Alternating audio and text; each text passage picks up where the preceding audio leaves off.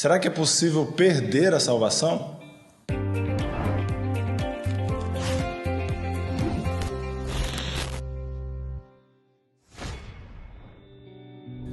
Bom, basicamente existem dois grupos dentro do meio cristão, dentro do protestantismo. O primeiro grupo acredita que é possível perder a salvação mediante o pecado.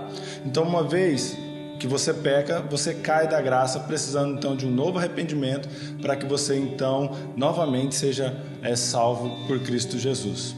Existe um outro grupo do qual eu faço parte que crê na perseverança dos santos ou da segurança eterna. Uma vez que a salvação é um plano de Deus e Deus quem a executa, então este mesmo Deus guardará todos os seus até o final. Eu entendo, olhando para as Escrituras, e sou persuadido a acreditar nisso, segundo os ensinos bíblicos, de que Deus está nos aperfeiçoando na medida em que caminhamos, para que nós então nos assemelhemos a Cristo a cada dia que passa. Então eu estou persuadido a acreditar, com base nas Escrituras, que Cristo me livrou da condenação do pecado e Ele então me guardará até os tempos eternos, para que eu então viva com Ele mediante esse sacrifício que Ele mesmo fez. O sacrifício de Jesus, ele só se torna eficaz e completo uma vez que aqueles pelo qual ele morreu possam então herdar a vida eterna. Se Cristo morre e eu não consigo chegar ao céu por conta das minhas atitudes, logo o seu sacrifício é incompleto ou é ineficaz. Dentro desse primeiro grupo que eu havia dito, existe uma pequena confusão que os irmãos fazem. Eles confundem comunhão com relacionamento. O pecado, ele quebra a comunhão com Deus, mas não quebra o nosso relacionamento com Ele. Eu tenho um amigo que mudou de cidade recentemente e por decisão e por entender que assim era melhor, ele foi. Nós passamos um tempo sem conversar, sem termos contato, devido à distância.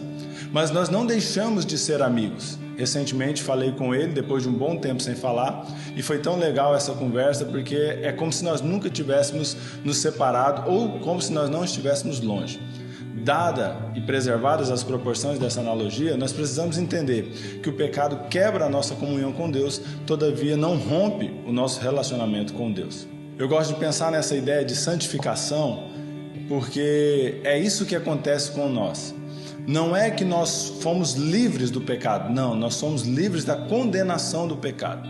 Nós seremos livres do pecado. Enquanto não somos livres do pecado, nós caminhamos em direção ao céu, crescendo, mas também errando e às vezes pecando contra o Senhor. Eu gosto de pensar nessa ilustração também a respeito de uma floresta onde tinham 3 leões. E fizeram uma reunião nessa floresta e o macaco perguntou quem seria o líder, uma vez que o leão é o rei da selva, e qual dos 3 então lideraria a selva. E aí, depois de uma longa reunião, depois de conversarem bastante, eles propuseram então para os 3 leões brigarem entre si, para aquele que vencesse se tornasse o rei. Os 3 leões então olharam um para o outro e decidiram que não iam brigar entre si porque eram muitos amigos. O macaco então convocou uma nova reunião na floresta e aí depois eles chegaram à conclusão de que poderiam então sugerir aos leões que escalassem uma montanha grande e difícil, e o primeiro que chegasse ao pico mais rápido, então seria o rei da selva. O primeiro leão, os leões toparam, e aí o primeiro leão tentou e não conseguiu, o segundo tentou e não conseguiu, e o terceiro e último tentou e também não conseguiu. E eles voltaram e o macaco olhou para aquilo e não sabia o que fazer, até que uma águia se aproximou e disse: olha, eu tenho a ideia de quem vai nos liderar. O primeiro subiu, não conseguiu, voltou e disse para a montanha: você me venceu. O segundo tentou, não conseguiu, voltou e disse para a montanha: você me venceu. Porém o terceiro subiu, não conseguiu e desceu, e ele virou para a montanha e disse: você me venceu por enquanto, porque você já chegou no seu tamanho máximo e eu ainda estou crescendo. Dada também as proporções e respeitando a analogia, eu entendo que a nossa caminhada cristã funciona da mesma forma. Nós estamos crescendo em santificação. Os nossos problemas nós já sabemos quais são. Os nossos pecados, os pecados que estão diante de nós, nós já sabemos também quais são. Mas nós estamos crescendo e amadurecendo espiritualmente. De modo que, ao olhar para trás, eu vejo que eu não cometo pecados que cometia. E eu estou crescendo nessa estatura, nessa semelhança do caráter de Cristo. Você precisa entender que salvo não é aquele que levanta a mão e caminha em direção ao púlpito diante do apelo de um pastor, diante de um sermão. Salvo é aquele que foi alcançado por Cristo Jesus e teve a sua vida regenerada, uma vez que o Espírito Santo vivificou ele, deu vida a ele e ele tomou então possessão dessa fé. É interessante a gente pensar nisso, porque essa ideia de regeneração é uma ideia de mudança, de nascer de novo. Quando Jesus fala em João 3, está conversando com Nicodemos, diz que é necessário nascer de novo. É essa ideia de agora ter uma nova vida. Assim como no primeiro nascimento nós não tivemos nenhuma ação com isso, isso veio do próprio Deus, uma execução do próprio Deus, assim também acontece no novo nascimento, quando o Espírito Santo ilumina nossas mentes e aí então agora nós caminhamos regenerados, vivificados e agora selados pelo Espírito Santo. Efésios 1, versículo 13 diz que nós somos selados pelo Espírito Santo.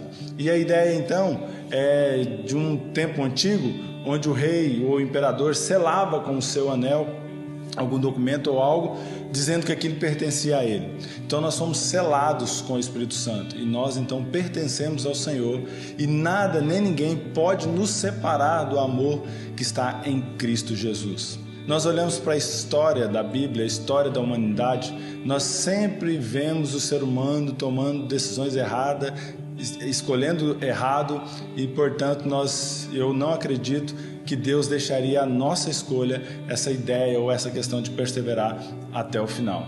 Uma vez que Ele morreu, Ele então vai cuidar de mim para que eu chegue até o final. Eu gosto de pensar nessa ideia porque Hebreus diz que Jesus morreu por nós, obviamente, e nós nos apropriamos desse sacrifício, mas Ele também é o nosso intercessor.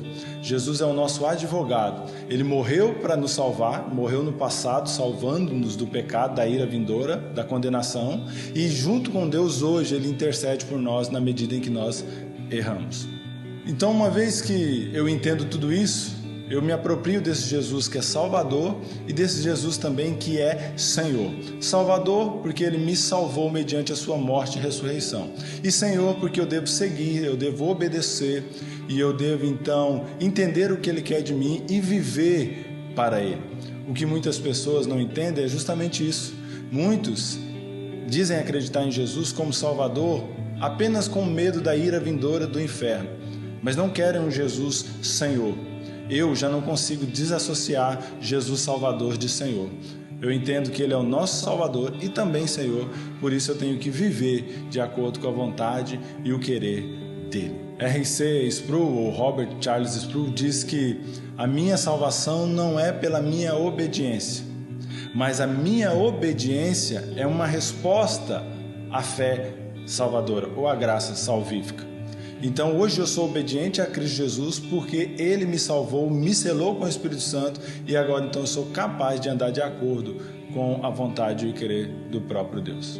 Para entender essa ideia de regeneração, e é preciso então a gente analisar isso, que salvação não é quando eu levanto a mão e digo, mas é quando eu percebo a mudança e entendo o que Deus fez e o que Deus é. Eu lembro-me de certa vez estar jogando bola e antes de ter esse crescimento espiritual, esse encontro com o Senhor, eu era alguém assim que era muito impulsivo e jogava bola assim muito de uma forma mais agressiva. E lembro-me então de, depois de um tempo, estar crescendo na graça, no conhecimento do Senhor, vivendo as experiências com Deus. Eu lembro de voltar a jogar bola e aí numa determinada situação lá eu sofri uma entrada mais dura, mas não fazer nada. Eu levantei e apenas pedi para sair, logo depois fui trocar de roupa e acabou o jogo.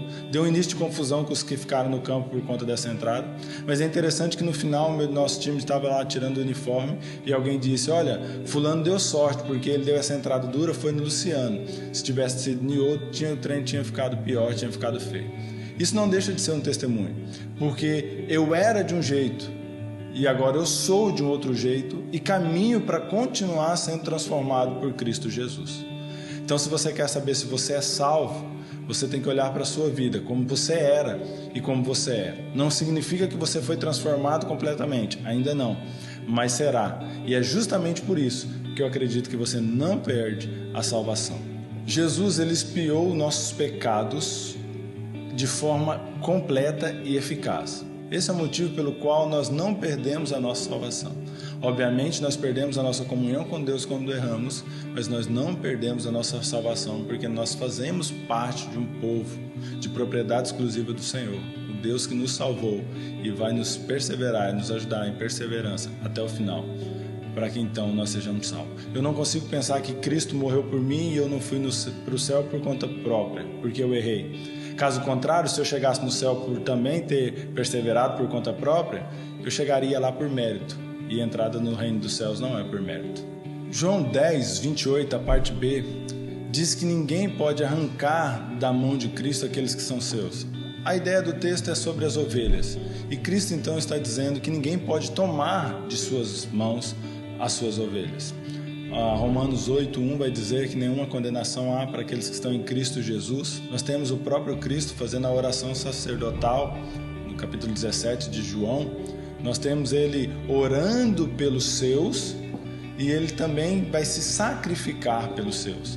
Quando nós olhamos para a Bíblia, nós vemos Pedro negando a Jesus, mas depois voltando ao Senhor. Nós olhamos a história do filho pródigo que volta para o seu Senhor. Nós temos Davi caindo em pecado e voltando para o nosso Deus. Então nós olhamos para as Escrituras e vemos que mesmo errando, Deus tem nos perdoado e Deus ainda permanece, mantém a aliança que Ele fez conosco. Quando nós olhamos para a Bíblia de uma forma geral, e se você olhar para o Antigo Testamento, você vai ver que Deus fez uma aliança com Abraão, e essa aliança não dependia de Abraão, mas dependia de Deus, porque Deus iria cumprir a promessa que fez, porque Deus é fiel à sua promessa. Então, quando Deus faz uma promessa para Abraão, a história começa a decorrer, a discorrer, e nós vemos que Abraão erra. Abraão vai mentir, depois nós vamos ver que Abraão vai tomar uma atitude insensata quando ele conversa com a esposa a respeito de um filho, tentando fazer o trabalho que é de Deus. Mas Deus não quebra a aliança, mesmo Abraão errando como errou. Então, quando Cristo faz essa nova aliança, que é no sangue dele, derramado, o corpo dele que foi entregue, essa aliança ela não pode ser quebrada. Por quê? Porque ele é fiel à promessa que ele fez, de que quem crê nele tem a vida eterna. Então eu estou certo de que tenho a vida eterna e nada nem ninguém pode nos separar do amor que está em Cristo Jesus. Agora, eu não posso usar como justificativo o fato de ser salvo e não perder a graça para viver uma vida leviana e em pecado. Muitas pessoas usam como argumento quando erra, dizendo que a carne é fraca. Mas o texto não está querendo ali dizer para nós, ou usarmos aquele texto, não é correto usarmos esse texto como justificativa. Uma vez que eu erro e uso o texto como justificativa, a carne é fraca, como nós ouvimos por aí. Mas o texto nos traz um alerta de que a carne é fraca, por isso eu preciso tomar cuidado. Quando a Bíblia fala a respeito de salvação eterna, de perseverar até o final, não é uma justificativa de que nós perdemos, mas é um alerta para que nós andemos de acordo com a vontade e o querer do Senhor. E está relacionado à conduta que nós temos. Uma vez salvo, sempre salvo, graças a Deus por essa segurança. Então é isso, espero que você tenha gostado e principalmente que tenha sido esclarecedor, mesmo de forma bem resumida e bem simples. Espero que tenha contribuído para o seu crescimento espiritual. Espero te ver em breve. Um abraço. Até mais.